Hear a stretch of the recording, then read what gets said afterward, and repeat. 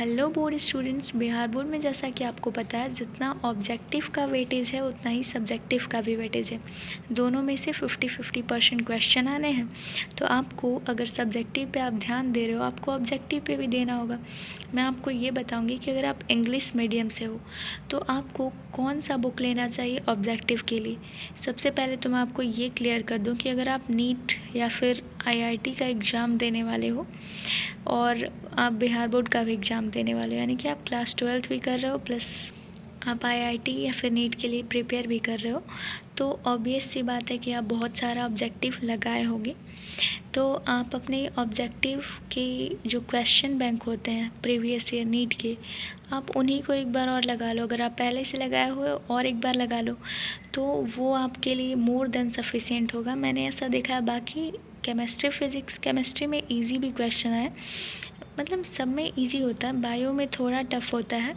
तो अगर आप क्वेश्चन बैंक नीट वाला लगा लो प्रीवियस ईयर का तो आपका सफिशिएंट है। आप उतने से मतलब अगर आप आईआईटी और नीट का प्रिपेयर कर रहे हो ना तो आपका objective book more than sufficient है, जो कि आप पहले से लगाते हुए आ रहे हो। आपको ऑब्जेक्टिव के लिए स्पेशल प्रिपरेशन करने की ज़रूरत नहीं है, आप सब्जेक्टिव पे पूरा ध्यान दो। और अगर आप इंग्लिश में देने वाले हो बट आप आईआईटी या फिर नीट का प्रिपरेशन नहीं कर रहे हो, तब मैं आपको बताने वाली हूँ कि आपको कौन सा गेस पेपर या फिर गाइड लेना है।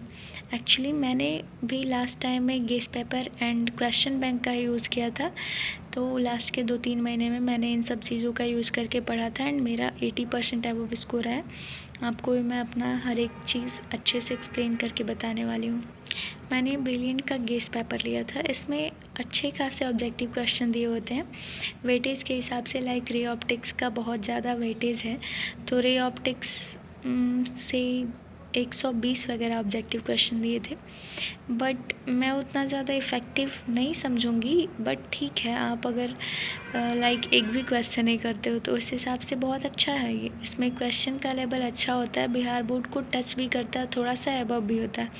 अच्छा है ये भी बुक। बट उसके अलावा बीबीडी का जो गाइड है ना, उसमें 11,000 12,000 यानी 11-12 हज़ार ऑब्जेक्टिव क्वेश्चन दिए रहते हैं। ये बेस्ट है आपके लिए। बाकी आप कोई भी गेस पेपर ख़रीदो, आपको ऑब्जेक्टिव क्वेश्चन सॉल्व करना इंपॉर्टेंट है। डेली बेसिस पे जितना ज़्यादा सॉल्व करोगे आपका ऑब्जेक्टिव उतना बेस्ट होता जाएगा। तो आप ब्रिलियंट का भी ले सकते हो, कोई भी गेस पेपर लो। और इंग्लिश मीडियम के लिए एक चीज़ मैं बता दूँ कि कोई अलग बुक नहीं आता है। हिंदी और इंग्लिश इन दोनों सब्जेक्ट को छोड़ के बाकी तीनों सब्जेक्ट को हिंदी और इंग्लिश दोनों लैंग्वेज में लिखा हुआ होता है। Guess paper, guide, question bank किसी भी चीज़ में हिंदी का हिंदी में ही होगा, इंग्लिश का इंग्लिश में ही होगा। बाकी तीनों सब्जेक्ट का हिंदी इंग्लिश दोनों में क्वेश्चन लिखा हुआ होता है। तो आप कोई एक्स्ट्रा पैनिक नहीं लोगे कि मैं इंग्लिश मीडियम से हूँ तो मेरे क्वेश्चन पता नहीं इंग्लिश में होंगे कि नहीं, कौन सा गाइड लूँ जिससे कि मैं इंग्लिश में क्वेश्चन को मुझे इंग्लिश में क्वेश्चन मिले। तो ऐसा कोई पैनिक लेने की ज़रूरत नहीं है, बिल्कुल कंफ्यूज नहीं होना है। मैं बताती हूँ, आप कोई भी गाइड लो उसमें दोनों लैंग्वेज में लिखा हुआ होगा, बिल्कुल पैनिक नहीं लो और क्वेश्चन को करो। डेली बेसिस पे करोगे आपको बहुत बेनिफिट होगा। ऑब्जेक्टिव करो, अगर आप नहीं करते हो तो पक्का करो। और अगर आप नीट या फिर आईआईटी का प्रिपरेशन कर रहे हो तो आप पहले से कर रहे हो, आई होप सो कि आप कर रहे होगे। बस आप उन चीज़ों को रिपीट कर लो, इतना मोर देन सफिशिएंट होगा। एंड हाँ, अगर आपको कोई भी क्वेरीज़ हो बोर्ड को लेके तो आप कमेंट सेक्शन में लिखो, मुझसे पूछो, मैं आपको अच्छे से एक्सप्लेन करके बताऊंगी। एंड बिल्कुल मेरे जूनियर्स को कोई दिक्कत नहीं होनी चाहिए। कोई भी डाउट हो आप मुझसे कमेंट सेक्शन में लिख के पूछ सकते हो। और मैंने बहुत सारे वीडियोस डाल रखे हैं लास्ट के 3 महीने के प्रिपरेशन के लिए। अभी तक कुछ नहीं पड़ा है, फिर भी पैनिक नहीं लेना है, काम करो। लास्ट के 3 महीने में भी आप 80% क्रॉस करा सकते हो। मैं टॉपर बनने की बात नहीं कर रही हूँ क्योंकि ये पॉसिबल नहीं है।